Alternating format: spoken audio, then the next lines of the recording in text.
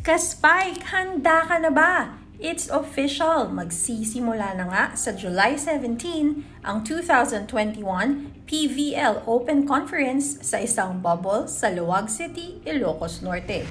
Ito na nga ang in-announce ni PVL President Ricky Palou sa isang article ni veteran reporter Joey Villar ng Philippine Star. Habang inaantay ang pagsisimula ng tournament, ay patindi naman ng patindi ang paghahanda ng mga team na matagal na ngang nag-e-ensayo in different setups throughout Luzon. Ito na nga ang pinaka-iintay na volleyball event of the year kung saan almost 170 of the best players in the land will gather under one roof to battle for the championship. Sa ngayon ay meron tayong kinikilalang favorite teams tulad nga ng defending champion, Creamline, reigning PSL All-Filipino Conference Queens, F2 Logistics, Powerhouse, Cherry Tigo, and Reloaded, Petrogas. Pero bilog ang bola at di natin malalaman kung sino talaga ang malakas until magsimula na ang mga laban. Sa video na ito ay titignan natin ang posibleng maging first six ng bawat team na kasali sa PVL Open Conference. Siyempre mga ka-Spike, ito ay personal opinion lamang natin based sa team lineup, history ng kanilang rotation, at siyempre sa skillset at capabilities ng newcomers nila. Ang list na ito ay base sa alphabetical order ng mga kupunan sa PVL. Pero bago ang lahat, siguraduhin na nakasubscribe ka na sa Rise Sports Network, ang bagong tambayan ng Pinoy volleyball fan. Please make sure din na naka-like ka na sa video and naka-on ang notification button para lagi kang updated sa latest content natin. For the Bali Pure Purest Water Defenders, outside, Graziel Bonguita and Patty Orendain. Opposite, Audrey Paran. Middle, Sati Espiritu and Jen Kasugod. Setter, Alina Bicar. Libero, Julia Angeles. X Factor, Alina Bicar. Pagkatapos maglaro sa Army last year, mas susubukan na namang muli si Bicar, this time with Bali Pure. Alam natin kaya ng Samar native na mag-push ng team beyond its capabilities. At yun na nga mismo ang aasahan sa former UST playmaker with the Purest Water Defenders. Hindi na masama ang wingers niya with Bombita, Orendain, and Paran, pero tignan natin kung mamamagic ni Bicar at makahatak ng opensa mula sa kanyang quickers. Pag napagana niya itong si Espiritu at Kasugod, malaking bagay para makascore ng offsets ang Bali Pure sa tournament. For the Perlas Spikers, outside, Nicole Tiamzon and Jo Maraginot. Opposite, Roma Joy Doromal. Middle, Kathy Bersola and Cherry Nunag. Setter, Jem Ferrer. Libero, Thang Ponce. X Factor, Nicole Tiamzon. Sa pag-alis nga ni Z Hervasio, napunta na kay Tiamzon ang mantle as one of the team's primary leaders. And we know that the ex-UP Spiker is up to the task. Expect Tiami to deliver on both offense and defense for Perlas, and expect na din na she will be a vocal leader for this team na still looking for a first ever championship.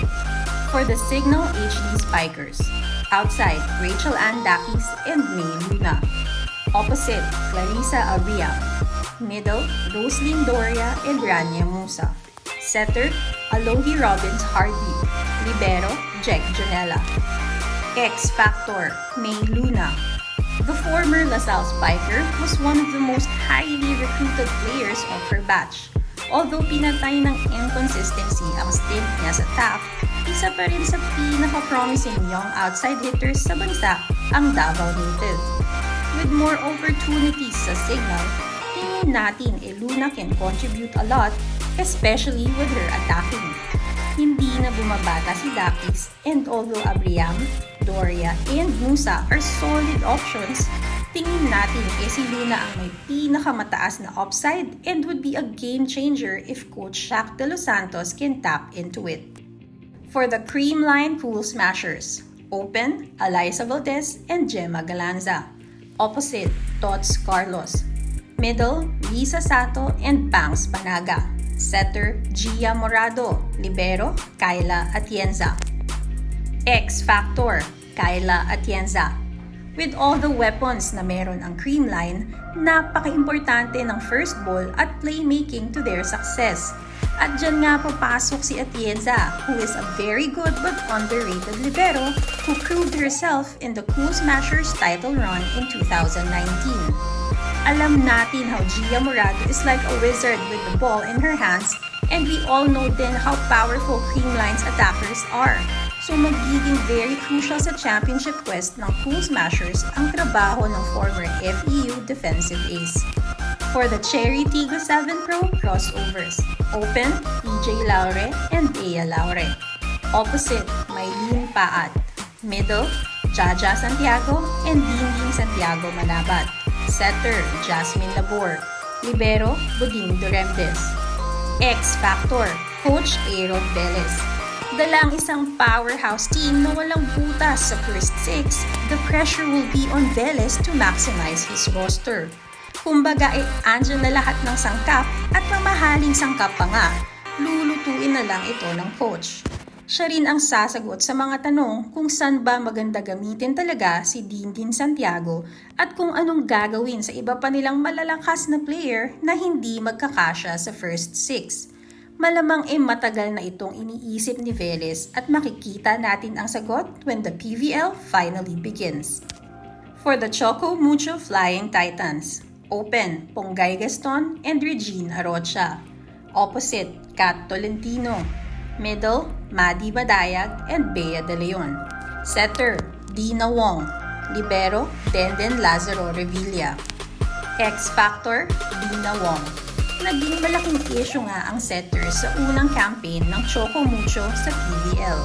Kaya laking pasalamat ng fans ng Flying Titans nang umangat na nga itong si Wong from Ateneo to the pro ranks. Kabisado na ni Wong how to utilize their quickers in Maddie and BBL and wingers like Kat and Ponggay. Tingin natin malaking upgrade ito para sa Choco Mucho, who will surely have a more potent offense and a better performance in 2021 than in 2019. For the F2 Logistics Cargo Movers, open, Kalay Mao and Ara Galang. Opposite, Kim Kiana D. Middle, Abby Maranyo and Majoy Baron. Setter, Kim Fajardo. Libero, Don Macandili. X Factor, Health. Alam na natin what to expect with this F2 team. They're strong and loaded, tried and tested. Pero tulad nga ng nakikita natin sa NBA playoffs, availability and durability are probably the most important factors in a title run. Although solid ang backups nila at every position, hindi natin masasabi na championship caliber ang second stringers ng F2. So magandang tutukan ang trabahong gagawin ng medical and training staff ng cargo movers to make sure they're all fresh, healthy, and available throughout the season. For the PLDT home fiber hitters, outside, Isa Molde and Chin Basas. Opposite, Aiko Ordaz. Middle, Maris Tlayug and Cap Villegas. Setter, Rhea Di Maculangan. Libero, Eliza Eroa. X Factor, Isa Molde. Malaking responsibilidad ang nakapatong sa mga balikat ni Molde ngayon bilang primary attacking option ng PLDT. Alam naman na natin na capable at skilled enough ang Cebuana para gawin ito, napakalaking challenge pa rin para kay Molde dahil nasa ibang level na siya ng competition ngayon. In a league with a number of powerhouse teams, the fiber hitters will need every point that the former UP star will deliver. Aasahan din siya ni Coach Roger Gorayev sa depensa at para tumulong sa leadership role for PLDT. For the Petrogas Angels, open, Myla Pablo and Gretchen Soltones. Opposite, Ces Molina. Middle, Rem Palma and Riri Meneses. Setter, Chi Saet. Libero, Kat Arado. X Factor, Setter. Whether it's Ate Chi Saet or Ivy Perez, napaka-crucial ng magiging role ng setter para sa team na ito. Meron kang Pablo, Soltones, Molina, tapos solid na Palma at Meneses, ababusog sa options kung sino man kay Saet at Perez ang mapupusuan ni Coach Arnold Tanyog na mag-start. Maganda rin ang reception ng kanilang libero na si Arado, so tingin natin kung maayos at masarap ang pagtimpla ng setter ng Angels sa kanilang spikers, mahirap pigilan ang pagtakbo ng Petrogas tungo sa championship. For the Philippine Army Lady Troopers, outside, Royce Tobino and Jem Gutierrez. Opposite, Jovelyn Gonzaga. Middle, Ruth Malaluan and Jing Balse Pabayo. Setter, Sarah Jane Gonzalez. Libero, Tin Agno. X-Factor, Jem Gutierrez. Sa isang team na puno ng medyo nakatatanda na nating mga soldier athletes, si Jem ang isa sa pinakabatang pambato ng Lady Troopers. Although masasabi nating di pa siya ganoon ka-consistent, kakailanganin ng Army lahat ng pwede niyang ibigay upang makipagsabayan sa loaded teams na makakalaban nila ngayon sa PBL. For the Santa Lucia Lady Realtors, outside, MJ Phillips and Jonas Sabete. Opposite, Aiza Maiso Pontillas. Middle, Mika Reyes and Del Palomata. Setter, Ruby De Leon. Libero, Bang Pineda. X-Factor, MJ Phillips. The Phil-Am Spiker has always been full of promise at sa career niya with Santa Lucia, hindi pa natin ito nakita mabuo with consistency. Laging may nangyayari o kaya nagkakaroon siya ng injury. But if the Lady Realtors want to make noise in this season, they would need Phillips to finally fulfill her potential and consistently at that. Even with new guns like Aiza Maiso Pontillas and Mika Reyes, Santa Lucia would need to get the most out of their prized spiker this time. At yan na nga ang projected starters natin for every PVL team. Sigurado ako excited ka na sa lahat ng bakbakan na magaganap simula July 17. Maliban sa fans, sure tayong atat na rin ang players na ipakita kung anong meron sila matapos ang matagal na pahinga. Ka-Spike, sino sa tingin mo ang magwawagi sa PVL Open Conference? Sino ang may pinakamalakas na first six? At sino rin ang tingin mo ang magiging most valuable player ng liga? Tara't pag-usapan na yan sa comments section. Iwasan lang natin ang arguments at mga away na walang kwenta. Love, love, love!